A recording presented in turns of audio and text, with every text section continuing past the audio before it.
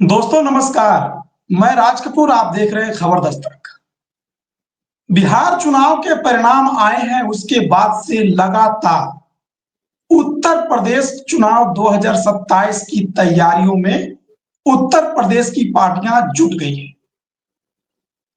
एक तरफ अखिलेश यादव जहां पीडीए की बात कर रहे हैं, वहीं कांग्रेस के भी नेता किस तरह से समाजवादी पार्टी के साथ संतुलन बना के, समन्वय बना के 2027 चुनाव की तैयारियों में जुटा जाए, इसकी समीक्षा कर रहे हैं, बातचीत कर रहे हैं, चिंतन मनन कर रहे हैं, गहन अध्ययन कर रहे हैं।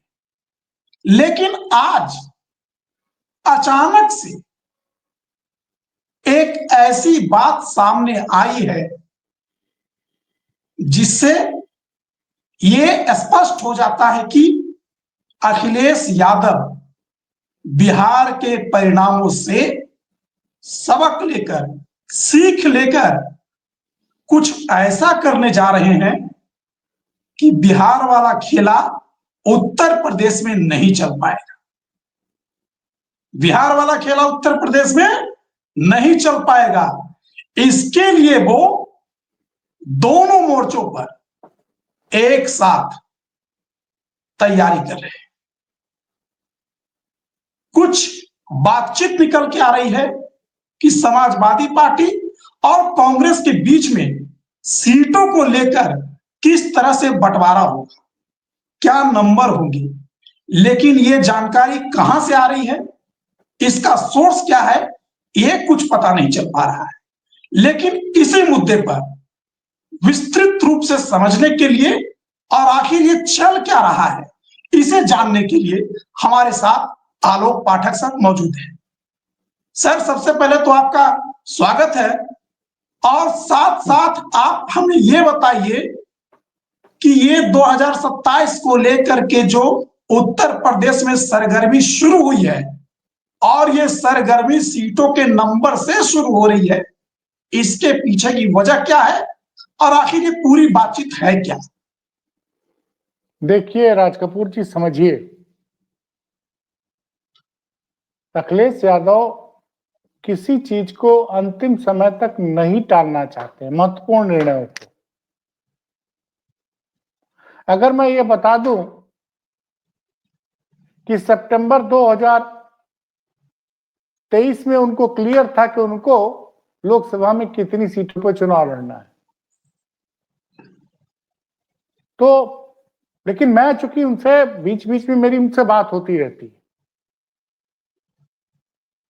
सितंबर में मुझे पता था कि समाजवादी पार्टी 63-64 सीटों पर तैयारी कर रही है, जहां वो कभी चुनाव जीती थी, कभी वो नंबर 2 रही, तो उन्होंने आइडेंटिफाई कर लिया था। और जब गठबंधन हुआ तो कांग्रेस और उनके बीच में आंकड़ा यही था, कांग्रेस 17 सीटों पर लड़ी, समाजवादी पार्टी 63 सीटों पर लड़ी। बिहार में क्या हुआ? बिहार में जब आपका चुनाव का की घोषणा हो गई और ये क्लियर नहीं था और नॉमिनेशन चालू हो गया, तब तक फाइनल नहीं हुआ था कि गठबंधन का फाइनल स्वरूप क्या रहेगा। आपको बताओ राज कपूर जी, बिहार की कुछ सीटों पर समाजवादी पार्टी, बिहार का फीडबैक था कि बिहार में समाजवादी पार्टी को कुछ प्रत्याशी उतारने चाहिए थे, लेकिन अखिलेश यादव ने बड़ा दिल दिखाया, और यह बड़ा दिल पहली बार नहीं दिखाया उन्होंने।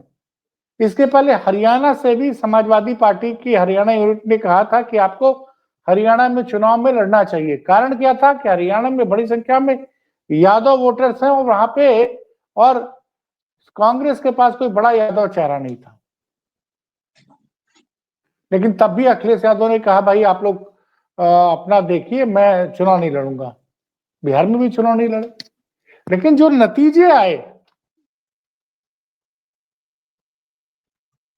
उस नतीजे से पता चलता है कि समय पे गठबंधन न होने की वजह से बिहार में इतनी परेशानी आई, पहली बात। दूसरी बात, अखिलेश यादव ने हर विधानसभा में 2 से 3 संभावित प्रत्याशियों की एक लिस्ट तैयार है यूपी में। यूपी में। साहब ऐसे नहीं होता है यहां उम्र। एक चेहरा आप देखते हैं आलोक रंजन जी का। आलोक रंजन जी संभावित उम्मीदवारों की लोकप्रियता, उनके पास अपने एक मैकेनिज्म है, क्योंकि आलोक रंजन जी आईएएस भी थे, आईएम के पढ़े लिखे हैं, चीफ सेक्रेटरी रहे उत्तर प्रदेश के, और किस कैंडिडेट को टिकट मिलना चाहिए, किस जाति को मिलना चाहिए, सबका वो डाटा बना के एक रिपोर्ट सबमिट कर देते हैं अखिलेश यादव जी को। पिछली बार गठबंधन जरूर हुआ 20 फरवरी के बाद सपा और कांग्रेस के बीच में, लेकिन कांग्रेस कहां पे उम्मीदवार कौन रहेगा ये तक लिस्ट फाइनल हुई थी। कांग्रेस ने सीट मांग ली थी प्रयागराज में कि प्रयागराज में हम लड़ेंगे। उनके पास तो उन्होंने कहा ठीक है आप लड़िए, लेकिन प्रत्याशी हम आपको देंगे।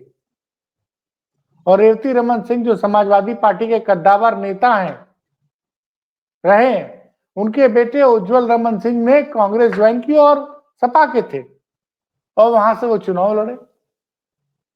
राज कपूर जी, जो सीट का मामला आ रहा है कि 30-35 सीटें देने की बात की जा रही है, जिसपे कि कांग्रेस के प्रवक्ता सुरेंद्र राजपूत जी इस सवाल को डक कर गए जब वो आज तक बड़ा के सवाल जवाब दिया उन्होंने।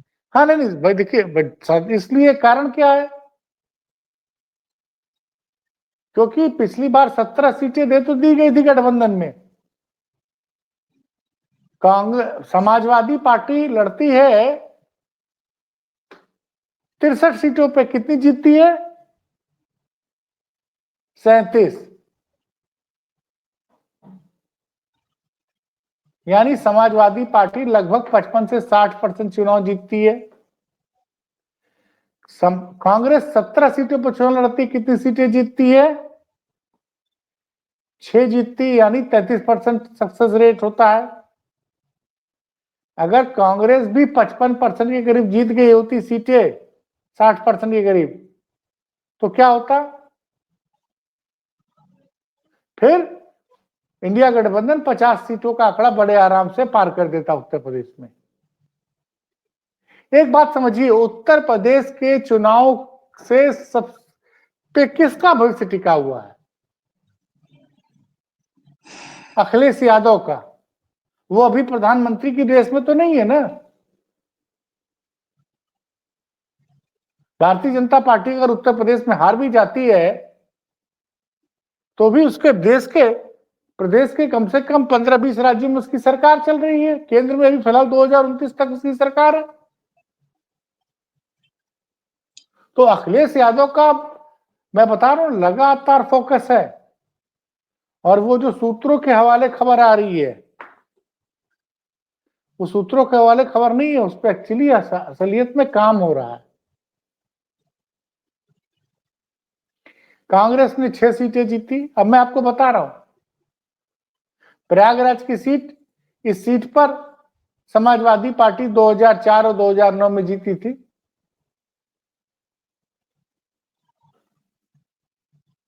वो सीट उन्होंने दे दी कांग्रेस को गठबंधन में, प्रत्याशी अपना दिया। बाराबंकी में अगर सपा अपने से लड़ती तो भी जीत जाती, लेकिन उन्होंने कांग्रेस को दी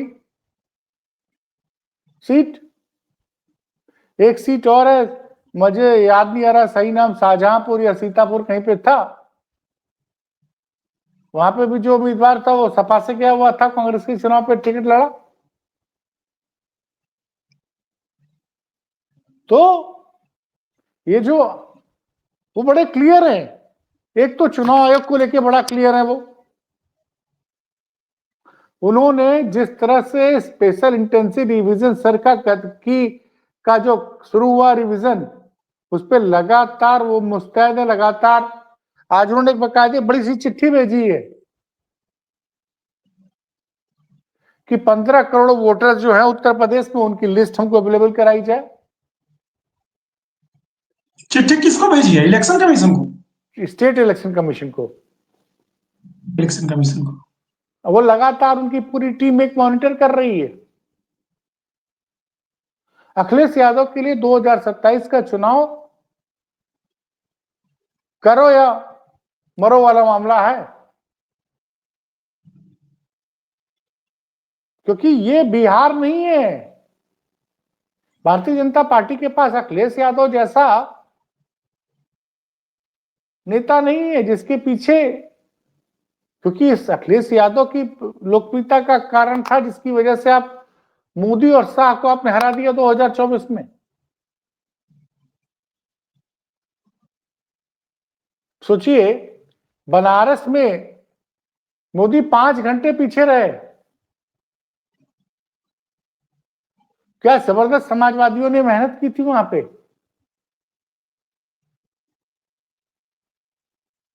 तो बगल में बना, मोदी के बगल में जो सीट थी मिर्जापुर, वहां पे अनुप्रिया पटेल की मार्जिन जो 1 लाख से घटकर 32,000 पे आ गई। मोदी की खुद मार्जिन जो 2.5-3 लाख से जीतते तो घट के 1.25 लाख पे आ गए। मैं आपको बता रहा हूं राज कपूर जी, 403 विधानसभा में सपा में 3-3 उम्मीदवार ऐसे हैं जो कि वो विधानसभा चुनाव वहां से जीत सकते हैं, जबकि अभी चुनाव की घोषणा कब होनी है? अगले साल जनवरी के दूसरे हफ्ते में। अगर हम दूसरे तरीके से देखें तो 13 महीने बाद चुनाव की घोषणा होनी है। लगातार पीडीए पंचायत हो रही है एक एक जगह, एक एक विधानसभा में। और अखिलेश यादव का फोकस बड़ा क्लियर है कि अभी तक तो आप बनाते थे कि हमारा घोषणा पत्र आएगा उत्तर प्रदेश का, नहीं, समाजवादी पार्टी मेरठ का अलग घोषणा पत्र पे काम कर रही है, आगरा के घोषणा पत्र पे अलग काम कर रही है, बनारस के घोषणा पत्र पे अलग काम कर रही है। तो जब इतनी माइन्यूट लूप की प्लानिंग हो रही है, और दूसरा जिस तरह से चुनाव आयोग पे लगातार नजर बनाया हुआ उन्होंने, तो ये जो आप बात कर रहे हैं, कांग्रेस अगर 30-35 सीटों पे, जहां तक मेरी जानकारी है, जो मेरे सूत्र बता रहे हैं, कांग्रेस को इससे ज्यादा सीटें नहीं दी जाएंगी। आपके हिसाब से भी?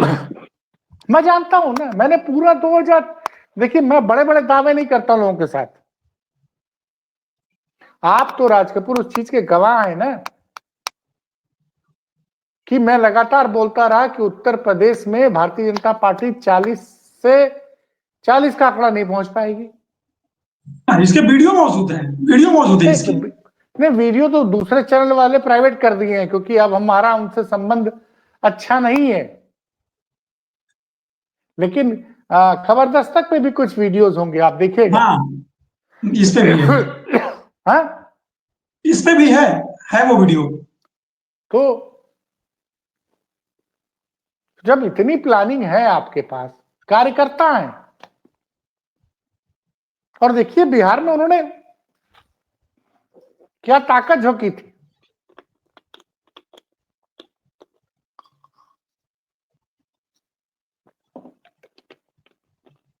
मैं आपको फिर बता रहा हूं राज कपूर जी, बिहार में बीजेपी चुनाव नहीं जीती है।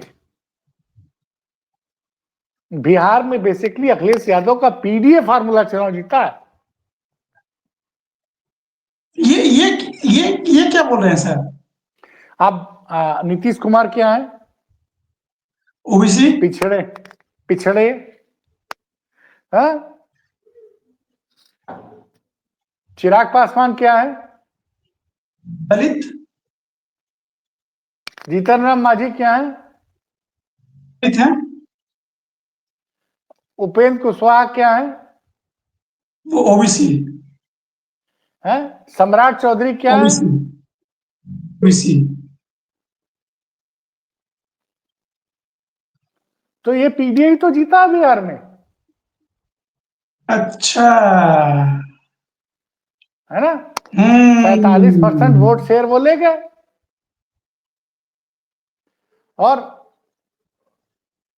बिहार में आरजेडी के पास कोई, इंडिया गठबंधन के पास कोई बढ़िया दलित चेहरा नहीं था। नहीं था, बड़ा चेहरा कोई भी नहीं था।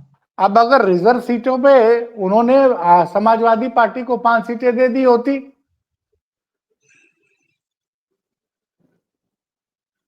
आप नहीं समझ रहे ना। नहीं तो ये तो समन्वय की कमी तो दिख गई ना सर। रिजल्ट के बाद बिहार चुनाव में जो महागठबंधन के दल थे उनके बीच ये समन्वय की कमी स्पष्ट हो गई। तो क्या उत्तर प्रदेश में अखिलेश यादव ने सबसे पहला पॉइंट यही निकाल लिया बिहार चुनाव से? पहला पॉइंट देखिए यही वो, निकाल लिया क्या मैं आपसे कि फिर कह रहा हूं ना कि समन्वय की कमी हुई? मैं कह रहा हूं किसका भविष्य दांव पे लगा है? अखिलेश यादव का भविष्य दांव पे लगा है। ठीक है। भाई कांग्रेस की तो 3 राज्यों में सरकार है।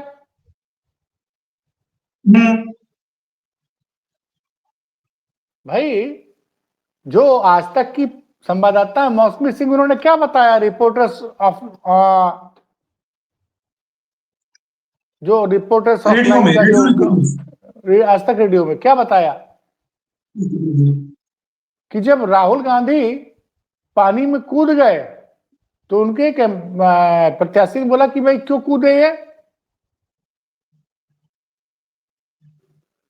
क्यों कूदे ये, पहली बात। दूसरी बात बोला कि भाई वोट अधिकार यात्रा पर निकाली जुलाई अगस्त में, चुनाव में आप आ ही नहीं रहे प्रचार करने। ज्यादा 3 दिन या 4 दिन आए हैं बिहार में, 9 दिन तो अखिलेश यादव ने प्रचार किया है। आखिरी समय में तो राहुल दिखे ही नहीं। बताइए। और कितनी सीटें कांग्रेस के पास ने ली थी गठबंधन में? अच्छा एक चीज और बता दूं मैं, जो गलती हुई है इंडिया गठबंधन के द्वारा, जो मेरे सूत्र बता रहे हैं, समाजवादी पार्टी ने जिस तरह से बहुत लिमिटेड नंबर ऑफ मुसलमानों और यादवों को टिकट दिया था लोकसभा में, वही रेशियो विधानसभा में भी रहेगा। आप नोट कर ले खबर दस्तक के दोस्त दर्शक हमारे, 18 तारीख है, नवंबर का दिन है, 2025 की तारीख है। मैं बता रहा हूं कि जैसे 5 यादव और 4 मुसलमान, 63 में 9, सिर्फ 15% मुस्लिम और यादवों को टिकट दिया था अखिलेश यादव। इसमें 2-4-5% ज्यादा या 2-4-5% कम, बस। इससे ज्यादा टिकट अखिलेश यादव न यादवों को देंगे न मुसलमानों को देंगे। वो चुनाव को हिंदू बनाम मुस्लिम बनने ही नहीं देंगे। और आरजेडी ने क्या किया? 150 सीटों पर लड़ा कि 144 सीटों पर लड़ी आरजेडी? 148। 35% यादवों को टिकट दिया गया है। जी।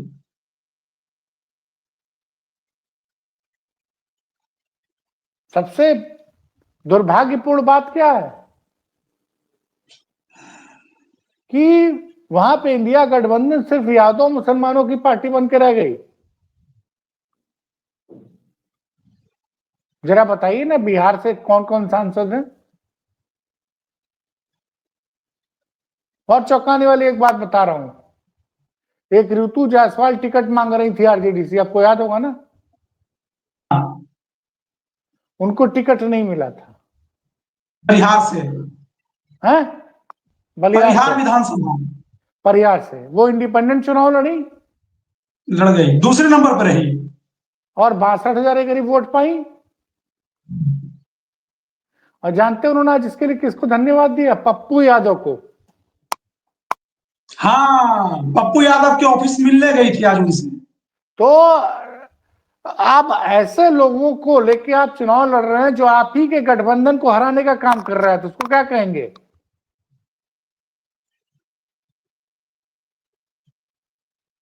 इसको क्या कहेंगे राज कपूर जी? अब इसको क्या कहें सर, इसको तो जनता बताएगी कि क्या कहें इसे। ये तो मतलब कहते हैं जिस थाली में खाना उसी में छेद करना। ये तो जयचंद वाला काम है।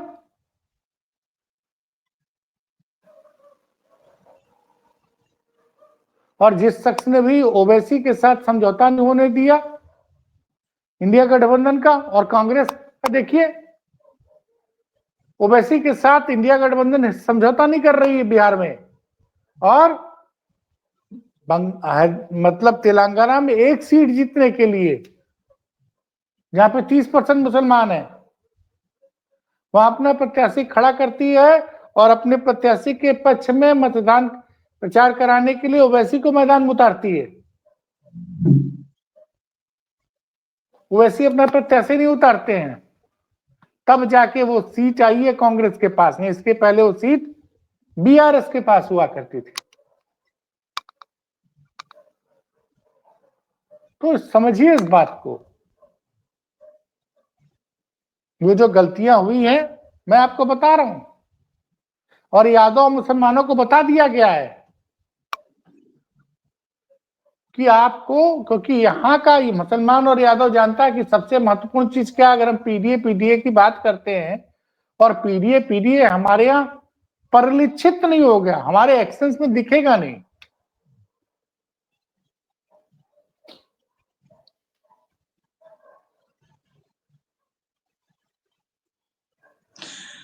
नहीं तो सर सवाल ये है कि समाजवादी पार्टी और कांग्रेस जो दो बड़े दल हैं वो तो हैं, लेकिन बिहार में जिस तरीके से दिखा कि छोटे छोटे दल जिनका अंदाजा महागठबंधन नहीं लगा पाई, जैसे एआईएमआईएम की बात कर रहे हैं, लेकिन एनडीए ने इन छोटे छोटे दलों की ताकत को समझा और देखिए ना आरएलएम का कितना बढ़िया रेट रहा, जीतन मांझी की पार्टी का कितना बढ़िया रेट रहा।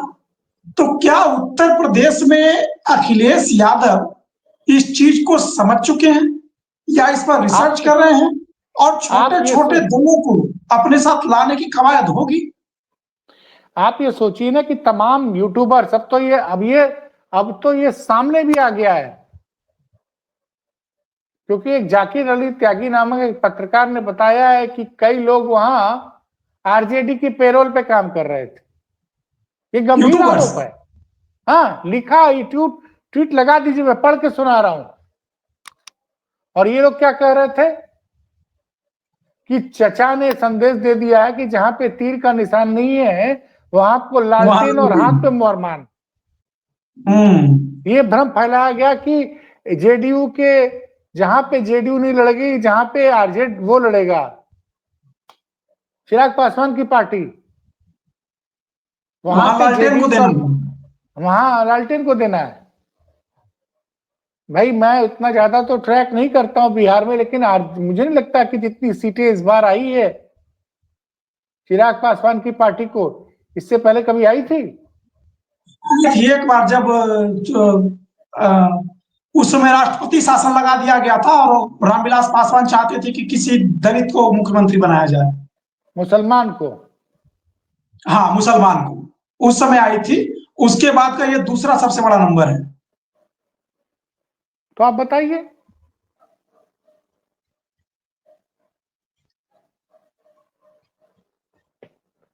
तो अखिलेश यादव, मैंने देखा है भाई साहब 2022 के चुनाव से बदलाव हमको दिखा 2024 में। मैं ये नहीं कह रहा हूं, लेकिन मैंने थोड़ा 2022 में मैं उनके साथ काफी घूमा था। हम जैसे कई पत्रकार घूमते थे, हम मेरठ गए थे, हम पूर्वांचल एक्सप्रेस वे पे जब अखिलेश जी का रथ चला था, समाजवादी रथ, उस पूरी रात हम लोग थे, हम जौनपुर में उनके साथ थे। क्या 22 विधानसभा की बात कर रहे हैं, विधानसभा चुनाव? हाँ। अच्छा, लोकसभा चुनाव के लिए जब उन्होंने कार्यकर्ताओं की ट्रेनिंग का काम शुरू किया, उस पर भी मैंने उनके साथ गया 2-3 जगह। तो ये जो वो कमिटेड है साहब, उनकी पूरी फौज तैयार है।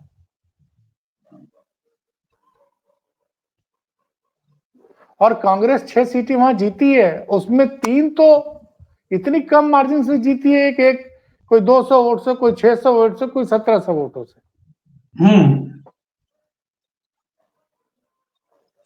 और एक जगह तो जहां से मनीष कश्यप लड़े हैं चनपटिया से, वो बड़ी हॉट सीट हो गई थी। वहां हमेशा से बीजेपी का कैंडिडेट जीतते आया था, और मनीष कश्यप के लड़ने की वजह से वो सीट इस बार कांग्रेस 760 वोटों से शायद जीती है, 1000 से कम वोटों से, हाँ 600 वोटों से। तो ये तो इसलिए अखिलेश यादव 2022 से उन्होंने बहुत कुछ सीखा, 2024 में उसको इम्प्लीमेंट किया, 2024 की गलतियों को 2027 में नहीं दोहराएंगे। चलिए अब मैं आपको बता रहा हूं, आप लोग लिख लीजिएगा जी। कांग्रेस को 30 से 35 सीट नहीं मिलेगी, पहली बात। दूसरा, बहुत कम यादवों को टिकट दिया जाएगा और बहुत कम मुसलमानों को टिकट दिया जाएगा। जो जिस तरह से 2024 में टिकट बांटे गए थे, नान यादव, ओबीसी और दलितों को बड़ी संख्या में सामान्य सीट पर लड़ाया जाएगा, जैसे अवधेश जी को लड़ाया गया। हाँ, सिर्फ अवधेश जी नहीं भाई, मेरठ की सामान्य सीट थी, वहां पे भी तो एक दलित उम्मीदवार उतारा था समाजवादी पार्टी ने। तो कई ऐसे एक्सपेरिमेंट होंगे और बड़ी संख्या में युवाओं को भी मौका मिलेगा, आप जान लीजिए। अच्छा, उनका दिल बड़ा है, वो इंडिया गठबंधन के इसको एकोमोडेट करेंगे, लेकिन एक ही सीमा तक, उससे ज्यादा नहीं एकोमोडेट करेंगे, जीतने की सीमा तक, जो जितना जिससे कि तो चलिए सर, हमारी नजर इस पर रहेगी। फिलहाल जो बयान आया है कांग्रेस की तरफ से, वो तो काफी सधा हुआ बयान है, और हमें लगता है, उत्तर प्रदेश की जनता को भी लगता है कि शायद बिहार चुनाव के जो परिणाम आए हैं उससे सबक लेकर ही अखिलेश यादव और राहुल गांधी उत्तर प्रदेश में कोई प्लान तैयार करेंगे, और वो एक ही प्लान होगा कि एक मिनट सुनिए, उत्तर प्रदेश में सिर्फ और सिर्फ अखिलेश यादव ही सारे फैसले लेंगे, ये आप लिख के रख लीजिए। हाँ, चलिए, अब उम्मीद करते हैं कि जो अखिलेश यादव फैसले लेंगे वो इंडिया गठबंधन के लिए अच्छे फैसले हों। नहीं, अखिलेश यादव के पास एक बहुत बड़ी फीडबैक देने वाली टीम है। अब देखिए ना किस तरह से उन्होंने टिकट बांटे और कितनी सीटें जीती। देखिए, मोदी और योगी के पास जितना पैसा है उतना पैसा तो भाजपा के पास नहीं है ना, अरे माफ कीजिएगा, इंडिया गठबंधन के पास नहीं है ना जी।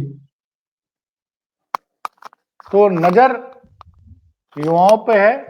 बैंगलोर इसलिए नहीं गए थे कि बैंगलोर में आपको स्टार्टअप इंडिया करना है, बैंगलोर इसलिए गए थे कि बड़ी संख्या में हमारे युवा बैंगलोर में नौकरी करते हैं। आपको पता है लखनऊ में कितनी आईटी कंपनियां हैं? नहीं सर। HCL है, टाटा है, इन्फोसिस है, कॉग्निजेंट है, इन सब के ऑफिस हैं यूपी में, नोएडा में, लखनऊ में। नोएडा में HCL का ऑफिस मैं जानता हूं, सेक्टर 16 के पास ही है। ये जो बैंगलोर गए थे, तो जो बच्चे वहां यूपी के बैंगलोर में रह रहे हैं, उनको लग रहा है कि अगर अखिलेश जी आएंगे तो हम अपने राज्य में आकर बढ़िया नौकरी कर सकते हैं।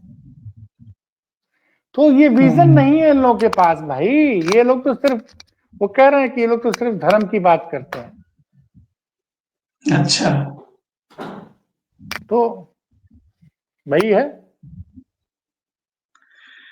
चलिए, इस पर हमारी नजर रहेगी, और जैसे कोई अपडेट आएगा हम जनता के सामने जरूर लेकर आएंगे।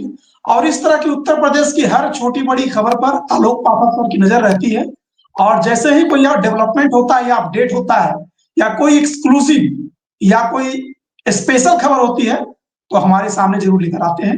अभी फिलहाल इतना ही, कल किसी और खबर के साथ शामिल होंगे, तब तक के लिए नमस्कार। नमस्कार।